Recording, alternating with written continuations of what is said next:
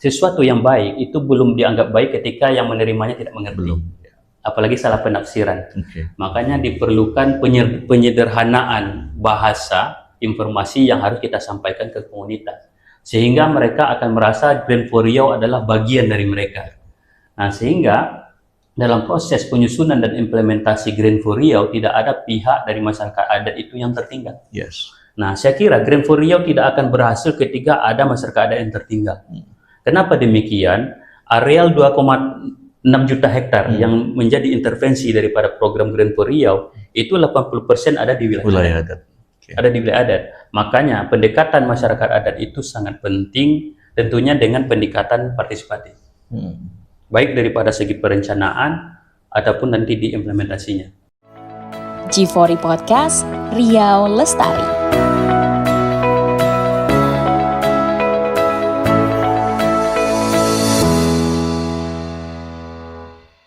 Assalamualaikum warahmatullahi wabarakatuh. Halo sahabat Green, kita ketemu dalam sesi ke-6, serial ke-6 dalam Green for Riau Podcast, G4 Podcast.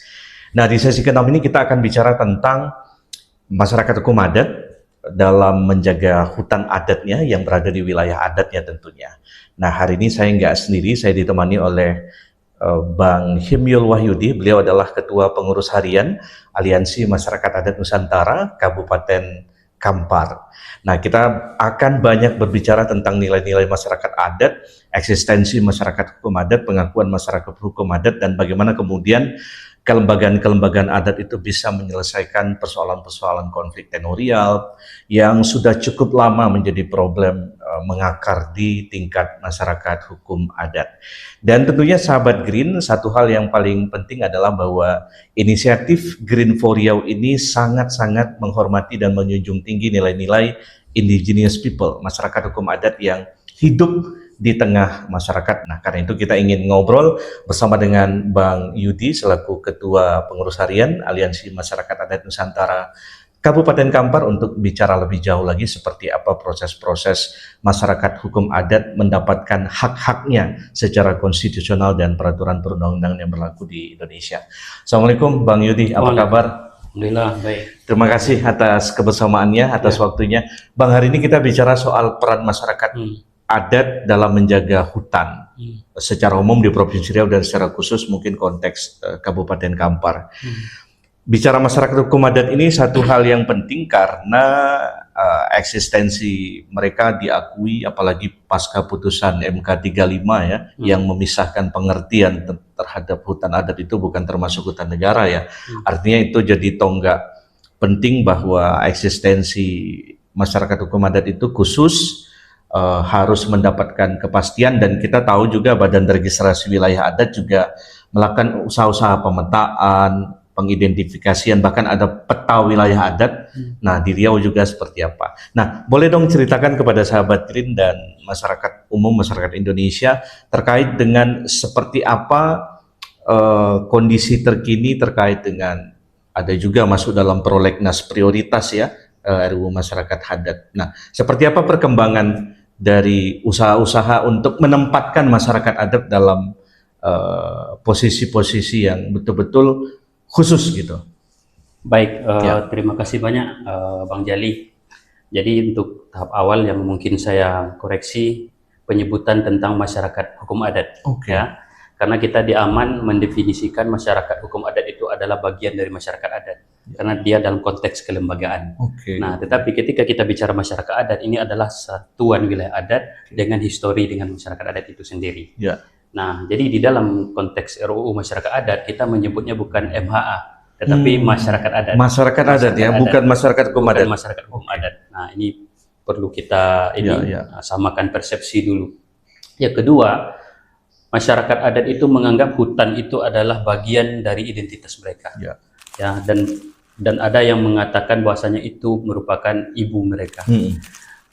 Kenapa demikian? Ketika masyarakat adat tidak memiliki hutan, hilanglah satu identitas yang melekat kepada masyarakat adat. Yang kedua, masyarakat adat menganggap hutan itu adalah pasar mereka, swalayan mereka, di mana mereka ketika mau berdaging mereka tinggal cari di hutan. Ketika mau cari HHBK mereka akan datang ke hutan. Ketika butuh kebutuhan rumah mereka akan datang ke hutan. Hutan adalah jati diri daripada masyarakat adat.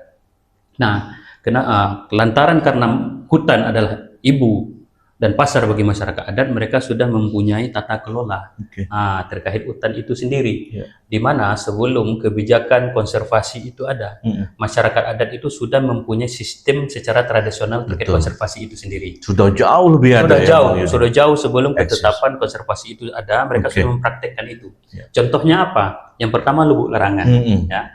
Karena lubuk larangan itu adalah salah satu sistem tradisi mereka dalam menjaga sungai dan juga kelestarian hutan. Betul. Nah, karena hutan yang bagus akan menghasilkan kualitas sungai dan ikan yang berkualitas yang bagus juga.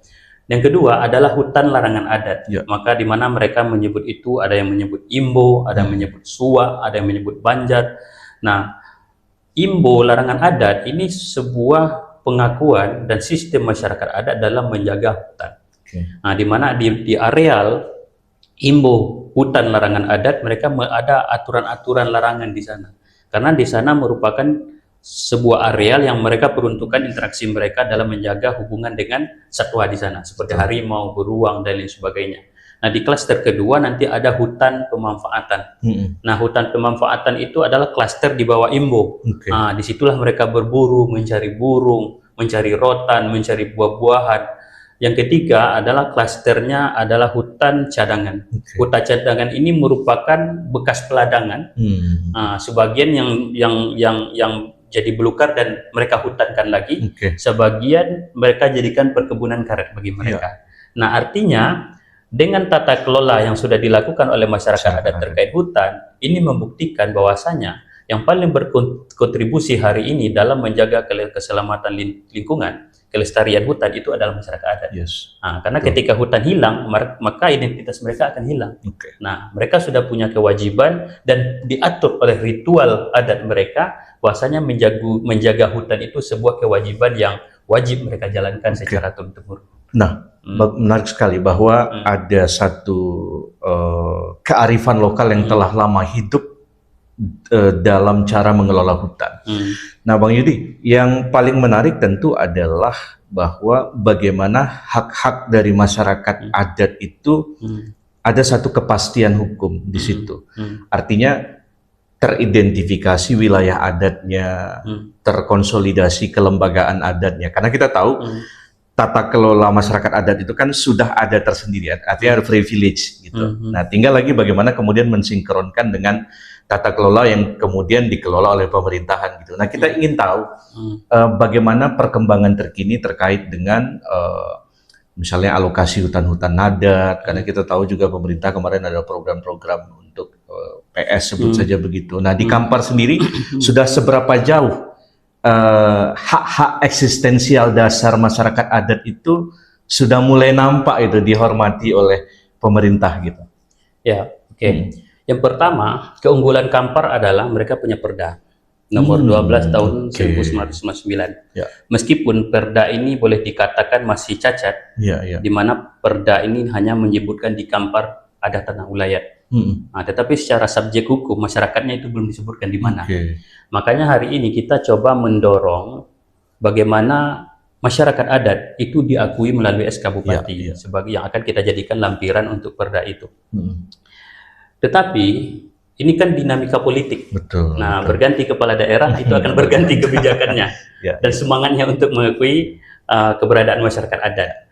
Itu yang pertama. Yang kedua, tantangannya di setiap kabupaten itu selalu terjadi pergantian posisi. Nah, ketika kita melakukan konsolidasi dengan beberapa OPD yang tergabung di dalam Pokja, Pokja MH Masyarakat Adat. Nah, tahun depan akan ada pergantian OPD-nya, sehingga kita harus mengulang langkah dari awal. Sehingga itu berpengaruh kepada terhambatnya proses pengakuan masyarakat adat di level kabupaten. Terkait hutan adat, ini kan domainnya kementerian, nah tidak cukup di kabupaten. Nah, tantangan hari ini di Kabupaten Kampar, sebaran masyarakat adat itu 80% di dalam kawasan hutan. 80% di dalam kawasan hutan. 80% di dalam kawasan hutan. Sementara ketika bicara pengakuan hutan adat yang di dalam kawasan hutan, itu banyak dulu tingkatan-tingkatan yang harus kita jenjang tingkatan yang harus kita lalui, terutama pemangku hutan itu sendiri. yaitu BKSDA. Nah, ini yang menjadi sebuah tantangan bagi masyarakat adat, di mana antara dua dirjen KSDA dengan dirjen perhutanan sosial belum bisa menyamakan persepsi dalam mendorong hutan adat di dalam kawasan. Sehingga proses pengakuan hutan adat di Kabupaten Kampar ini jalan di tempat. Karena dari 2019 itu baru 2 hutan adat yang diakui itu di kawasan APL. Ya, karena kawasan APL tidak butuh perda. Nah, dia cukup SK Bupati. Sementara sangat aneh kami kira ketika masyarakat adat itu memilih skema lain selain hutan adat. Meskipun perhutanan sosial ada 5 skema, selagi itu disosialisasikan dan konsolidasi secara baik di tingkat tapak melalui Podia Tapa yang konsep FVSI yang seharusnya dilakukan, sudah pasti masyarakat adat tidak akan mau memilih selain skema hutan adat. Tapi tantangannya hari ini, masyarakat adat di Kabupaten Kampar itu sebagian besar di dalam kawasan hutan. Sementara pemerintah Kabupaten Kampar dalam hal ini kehutanan, mereka belum berani untuk memberikan rekomendasi kepada usulan-usulan yang ada di dalam kawasan. Mereka tetap menawarkan bagaimana mereka menempuh skema-skema kemitraan. Sementara masyarakat adat tidak mau. Mereka tetap punya komitmen bahwasanya hutan adat itu yang harus didorong sebagai proses legalitas terkait perhutanan sosial. Kenapa demikian? Mereka punya dasar. Apa dasarnya? Adalah MK 35. MK 35 mengakui itu, bahwasanya hutan adat itu adalah hutan masyarakat adat, bukan lagi hutan negara. Sementara implementasinya kan tidak seperti itu. Karena banyak dinamika politik yang harus kita tempuh yang menghambat proses-proses itu berjalan dengan baik. Bang Yudi, mungkin sahabat Green juga ingin tahu satu nilai-nilai khusus tersendiri ketika memang hutan itu dikelola oleh masyarakat. Kita tahu bahwa industri kehutanan sudah berlangsung lama sejak kebijakan politik Orde Baru, dan ini selalu dihadap-hadapkan antara cara kelola korporasi dan cara kelola masyarakat hutan adat. Apa sesungguhnya yang sangat luar biasa dari masyarakat adat itu ketika mereka menjaga hutannya dan keanekaragaman hayati yang ada di dalam hutan itu? Yang pertama, mereka itu dari dulu sudah terbiasa hidup berdampingan dengan hutan. Mereka tidak terbiasa hidup di era modern hari ini. Adapun sebagian masyarakat adat yang memaksakan hidup di era modern, itu pun tidak maksimal. Itu yang pertama. Yang kedua, hasil riset teman-teman WRI di 2018, tingkat kebakaran hutan di masyarakat adat itu hanya 0,2% per tahunnya. Nah, kenapa demikian? Karena memang hutan itu ibu bagi mereka. Gak mungkin mereka yang mempengaruhi, merusak orang tua mereka sendiri, menzolimi ibu mereka sendiri. Gak mungkin mereka merusak mata pencarian mereka sendiri. Yang ketiga, mereka tidak mungkin merusak dan mencacati identitas diri mereka. Nah, hari ini seandainya pola ruang atau RT RW kabupaten misalkan mengakomodir pola ruang yang sudah dimiliki masyarakat adat, di mana ada areal perlindungannya, areal pemanfaatannya, saya kira konflik-konflik lahan tenurial yang ada di Provinsi Riau ataupun di Kabupaten Kampar itu akan sangat kecil. Karena masyarakat adat itu di sana mereka berburu, mereka mencari rotan, mereka mencari ikan dan lain sebagainya. Mereka akan sangat bergantung kepada hutan. Itu yang pertama. Yang kedua, mereka itu biasa hidup dengan tradisi berladang.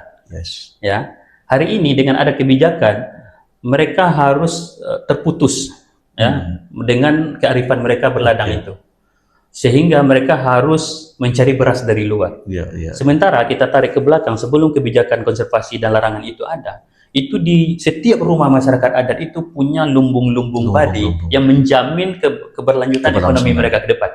Sementara hari ini anak mereka bersekolah, ada yang di SMA, ada yang di bangku kuliah, mereka nggak bisa berladang lagi. Sementara komoditi terbesar hari ini yang harus mereka cari adalah beras.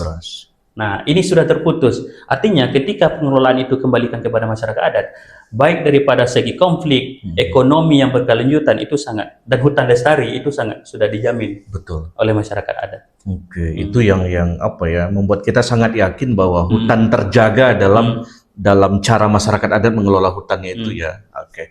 Nah, nyambung soal konflik tadi, Bang Yudi. Secara faktual kita tidak memungkiri konflik itu tetap saja terjadi begitu ya, dan dengan berbagai macam faktor. Menurut Bang Yudi, bagaimana kemudian konflik-konflik yang memang bersentuhan langsung dengan masyarakat hutan adat ini bisa semakin minimalisir gitu? Apa yang mesti dilakukan? Yang pertama, kepastian identitas masyarakat adat. Oke. Dengan apa? Karena kan histori masyarakat adat ini dengan tutur kata. Ya, dengan simbol dan lain sebagainya. Hari ini yang diinginkan pemerintah adalah legitimasi berupa administrasi. Ya, makanya butuh pemetaan wilayah adat secara partisipatif. Ya, secara partisipatif, di mana pemetaan partisipatif itu bukan yang dikejar hasil, tapi proses. Proses pengorganisasian masyarakat. Yang kedua, pemetaan partisipatif itu dilakukan oleh masyarakat adat itu sendiri. Bicara peta wilayah adat itu bukan hanya sekedar gambar, tetapi informasi dan cerita yang ada di dalamnya. Ya, betul. Sehingga itu akan dimunculkan, maka akan kelihatan bagaimana mereka mengatur pola ruang mereka, zonasinya, aturan adatnya, di mana fungsi halangnya, dan bagaimana mereka berinteraksi dengan hutan. Dan yang terakhir yang harus dipastikan itu adalah berita acara tapal batas antar wilayah adat. Nah, hari ini bukan hanya konflik dengan pihak luar, tetapi sesama masyarakat adat juga berkonflik itu sangat berkonflik juga. Kenapa? Mereka tidak ada kepastian terkait batas wilayah adat.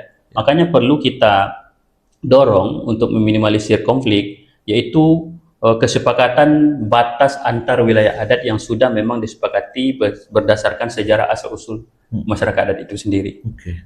Itu yang mesti dilakukan. Yang harus dilakukan. Nah, ini kita tahu bahwa salah satu inisiatif yang akhir-akhir ini menarik ya, bahwa Green for Riau. Bahwa ini inisiatif penting untuk bagaimana kita beradaptasi dan punya daya tahan terhadap dampak dari perubahan iklim, dan salah satu di situ adalah fungsi masyarakat adat. Nah, menurut Bang Yudi, bagaimana kemudian inisiatif program ini bisa dipahami oleh masyarakat adat dan ini sinkron dengan agenda-agenda meminimalisir konflik, agenda-agenda mendorong kepastian hukum di wilayah adat? Apa yang mesti dilakukan oleh masyarakat adat dan apa yang mesti dieksekusi oleh Aman sendiri? Yang pertama, terkait Green for Riau ini kan bahasa elit. Bahasa global ya. Bahasa elit.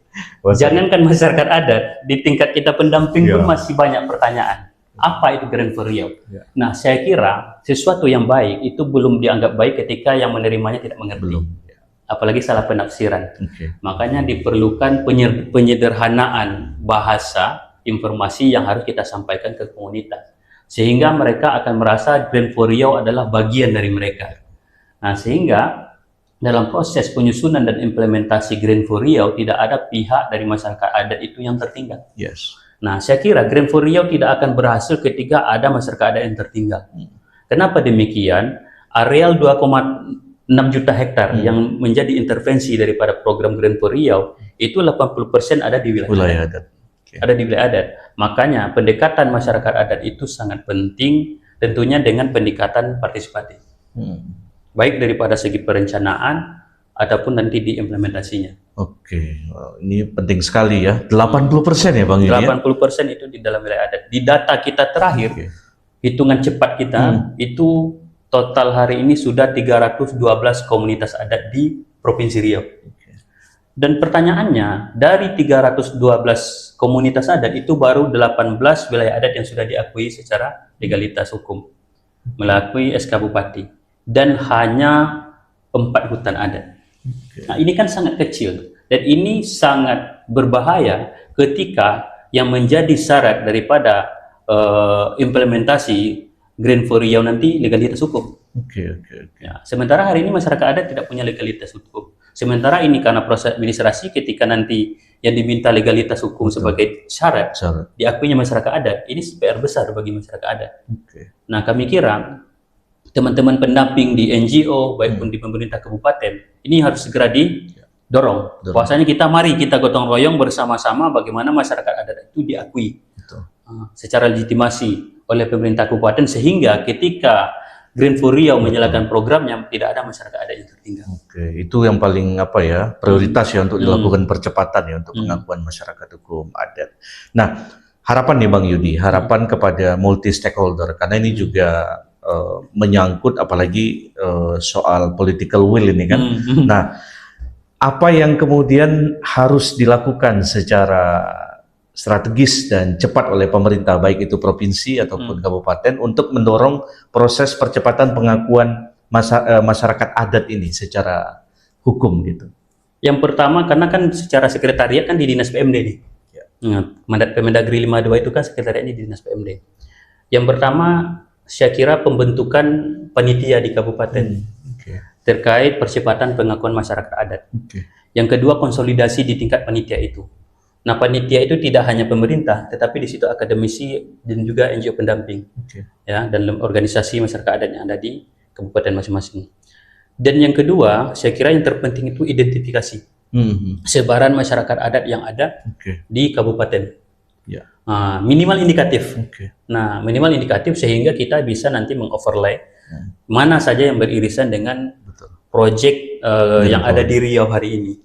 Nah, supaya nanti akan kelihatan masyarakat adat mana saja yang beririsan dengan area-area yang mau kita dorong. Yang ketiga, memang harus segera setelah diidentifikasi segera kita mengakui minimal dengan perbuk. Karena SK Bupati kan agak ribet nih. Nah, minimal dengan perbuk. Karena kita payung hukumnya ada di provinsi. Nah, hari ini kan Provinsi Riau kan punya Perda Masyarakat Adat. Ya kan? Nomor 10 tahun 2018 kalau tidak salah. Nah, artinya di level kabupaten kita cukup mendorong perbuknya. Mungkin minimal satu perbuk di satu kabupaten. Yang menjelaskan semua masyarakat adat itu sendiri.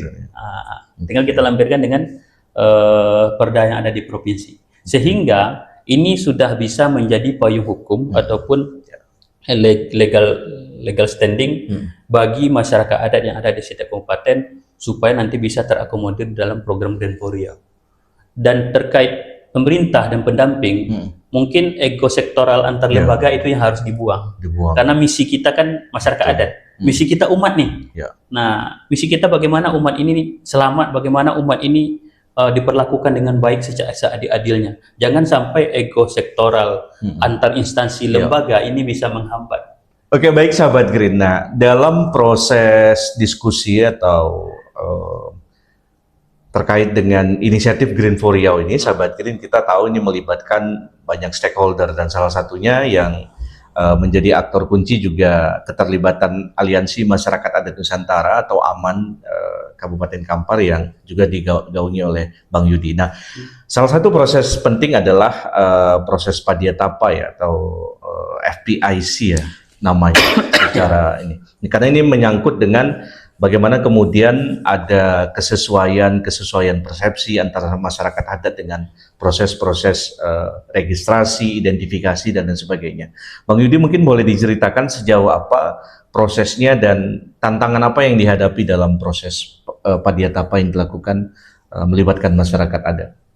Ya, sebenarnya di 2 bulan ini Green for Riau kan sudah melakukan upaya untuk sosialisasi di level distrik, kabupaten, di mana menggabungkan audiens pemerintah, NGO, dan PS dan masyarakat adat. Tetapi dengan metode ini saya lihat itu tidak begitu maksimal. Kenapa? Ketika digabungkan antara masyarakat adat dengan instansi lain, nanti mereka akan apa namanya? Mereka kalah dari segi suara. Mereka tidak percaya diri dalam memukakan pendapat. Solusinya, saya kira, terkait Padiatapa, terkait masyarakat adat, itu harus ditapak. Kenapa? Keterwakilan tokoh adat yang dihadirkan dalam proses Padiatapa itu belum mewakili kesepakatan yang ada di kampung. Ya.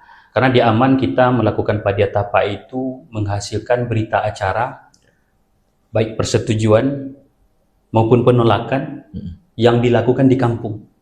Sehingga semua keterwakilan unsur di kampung itu akan hadir dan berkontribusi di dalam musyawarah. Karena masyarakat adat itu kan basisnya musyawarah dan mufakat. Di mana di sana ada keterwakilan perempuannya, ada pemuda adatnya, ada orang tuanya, ada tokoh adatnya. Dan kami khawatirkan ketika yang dihadirkan hanya pimpinan adat, dan pimpinan adat ini tidak bisa mewakili suara daripada masyarakat adat, sehingga ini yang akan menjadi polemik di kampung. Nah, kami kira dalam proses Padiatapa ini, Green for Riau harus menyasar ke tapak langsung. Betul. Karena di dalam intervensi Green for Riau, itu desa yang terintervensi itu aja sekitar 900 desa. Ya, dan 312 komunitas adat.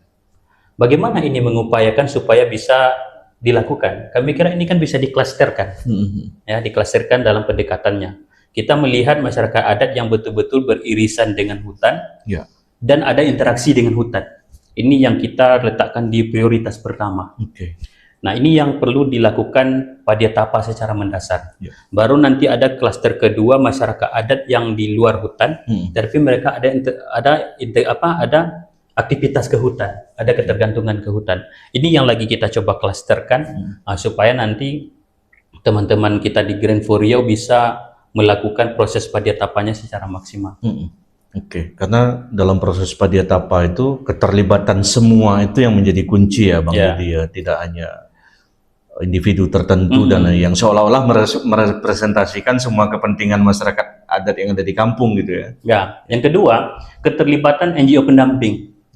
Nah, ketika ada proses penolakan, sebenarnya ini tidak murni dari masyarakat adat. Karena secara kapasitas mereka pun tidak ada kapasitas untuk itu. Dan mereka tidak ada relasi untuk itu. Tetapi ketika NGO pendamping di areal intervensi Green for Riau itu tidak dilibatkan, mereka lah yang akan menjadi yang menunggangi, pemantik pemantik daripada masyarakat adat untuk melakukan penolakan atas program Green for Riau. Dan ini terjadi di Kaltim. Yang juga menarik soal ini Bang Yudi ya, bahwa ini kan ruang kelola masyarakat adat itu kan tadi ya harus mendapatkan kepastian hukum. Ini kan yang mesti urgen dan sangat prioritas. Nah, sementara kita tahu bahwa usaha-usaha identifikasi, lalu juga perbedaan-perbedaan secara spasial, dan juga kebijakan RT RW juga ini mempengaruhi kan dengan gimana fungsi lindungnya, fungsi budidaya dan lain sebagainya. Nah, apakah juga di Green for Riau dilakukan sinkronisasi khusus untuk membicarakan percepatan soal pengakuan itu? Ya, karena di Green for Riau itu kan saya lihat ada persiapan dan pra investasi. Nah, Green for Riau ini kan dia berbasis kinerja. Dan dia melihat ke belakang, dan ini yang akan diukur. Nah, setelah ini diukur, ini akan tadi di rapat di Bapeda saya usulkan, setelah ini diukur, ini kita upayakan untuk bagaimana mendorong pengakuan masyarakat adat. Nah, supaya dari program Green for Riau ini tidak hanya bicara membayar karbon, ya. Ini saya kira bukan maksud yang mau kita capai di dalam program Green for Riau. Tetapi menurut saya yang lebih penting kita dorong itu adalah bagaimana manfaat daripada program Green for Riau itu bisa kita gunakan untuk mempercepat pengakuan masyarakat adat. Mendorong pemerintah bagaimana mereka bisa mengakui masyarakat adat. Kenapa demikian? Itu ya. Karena momen kita diskusi dengan pemerintah hari ini kan sudah bentuk komunikasi kita dengan pemerintah ini sudah terkonsolidasikan. Nah, tinggal kita mendorongnya karena komitmen bersama sudah ada. Pemerintah, bagaimana pemerintah mengakui dan mendukung program Green for Riau, dan pemerintah pun harus mengakui keberadaan masyarakat adat. Dan karena ini menjadi syarat. Syaratnya ya. Ini syaratnya. Kalau ini tidak dilibatkan, ini tidak sah. Ini tidak sah. Dan ini akan muncul protes-protes nanti terkait program yang ada di Provinsi Riau. Bukan hanya Green for Riau, ini akan berimbas kepada program-program yang lain ke depan. Nah, itu jadi sahabat Green. Ini jadi momentum ya, Green for Riau ini mempercepat kepastian hukum terhadap masyarakat adat. Nah, itu yang paling penting untuk di-exercise oleh pemerintah. Nah, baik sahabat Green, itulah obrolan kita terkait dengan masyarakat adat dan bagaimana kemudian mereka bisa menjaga hutan adat sehingga memang seluruh keanekaragaman hayati dan lingkungan yang ada di wilayah-wilayah adat itu bisa terjaga tentunya. Baik, terima kasih sahabat Green. Kita ketemu lagi dalam G4 Podcast serial berikutnya. Stay green on Green Radio Line. Terima kasih. G4 Podcast, Riau Lestari.